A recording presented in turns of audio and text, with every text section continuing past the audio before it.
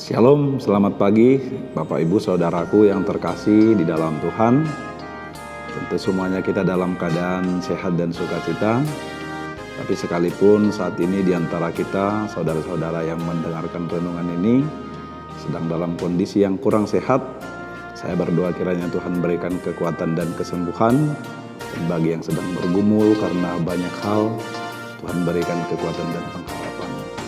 Saudaraku yang terkasih, kita berjumpa kembali di kanal YouTube HKBP Limo dalam renungan harian HKBP Limo Logos yang akan memberikan kepada kita firman Tuhan, motivasi, inspirasi, dan kekuatan kita untuk menjalani hari-hari ini.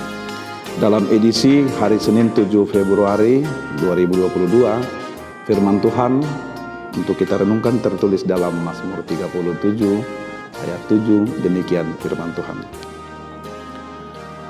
Berdiam dirilah di hadapan Tuhan dan nantikanlah Dia.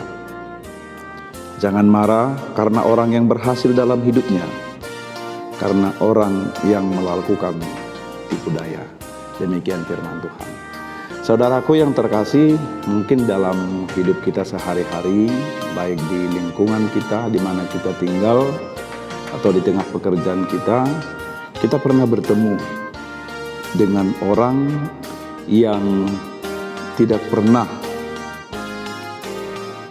atau mungkin jarang melakukan ibadah, atau perilakunya pun tidak begitu baik, sementara hidupnya penuh dengan keberuntungan.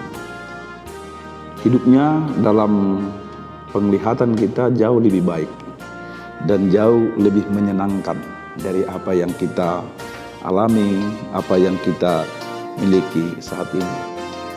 Sementara kita yang menurut ukuran kita adalah orang yang tekun, orang yang taat beribadah, berdoa, dalam keseharian pun kita mengerjakan hal-hal yang baik, sementara hidup kita tidak seberuntung orang yang tidak begitu baik ibadah dan perbuatannya. Bapak Ibu Saudara yang dikasihi Tuhan, mungkin ketika kita berjumpa dengan orang yang seperti itu, timbul dalam pikiran, adilkah Tuhan dalam hidup ini? Atau bahkan mungkin ada yang mulai berpikir untuk menghakimi, menilai yang bukan-bukan, sampai muncul pikiran-pikiran yang mendatangkan dosa. Saudaraku yang terkasih dalam Tuhan, kita bisa berjumpa dengan orang yang seperti itu dalam keseharian kita. Tetapi bagaimanakah kita ketika kita berjumpa dengan orang yang demikian? Apakah yang harus kita lakukan? Dari firman Tuhan dalam Mazmur 37 ayat 7 ini, kita boleh belajar yang pertama yang harus kita lakukan adalah berdiam diri dan menantikan Tuhan yang bertindak. Berdiam diri bukan berarti kita pasif dan tidak melakukan sesuatu. Tetapi berdiam diri dalam arti menyerahkan atau menenangkan hati, pikiran, hidup, dan kita boleh berdamai dengan diri sendiri.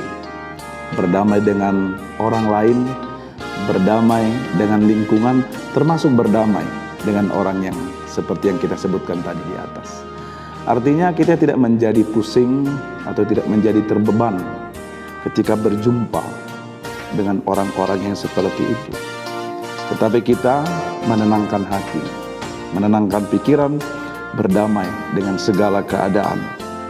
Sebab kita percaya dalam hidup kita yang sedang kita jalani dan kita alami saat ini, Tuhan sedang berproses.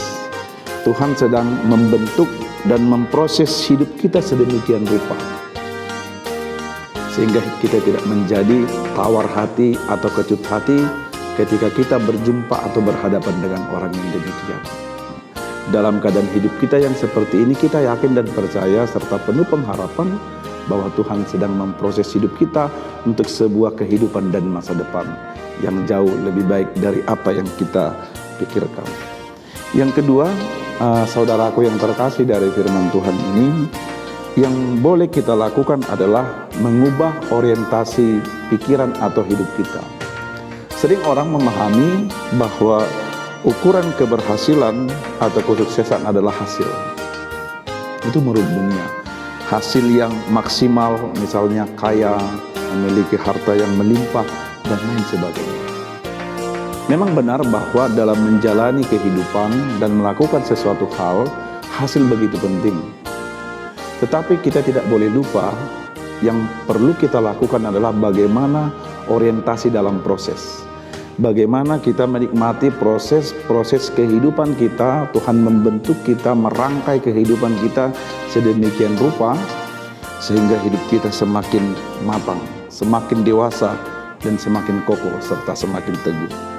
Sebuah peribahasa Latin berkata, hidup yang bermakna atau hidup yang berhasil bukan soal berapa lama atau berapa panjang umur kita, berapa lama kita hidup di dunia, atau berapa banyak harta yang kita miliki.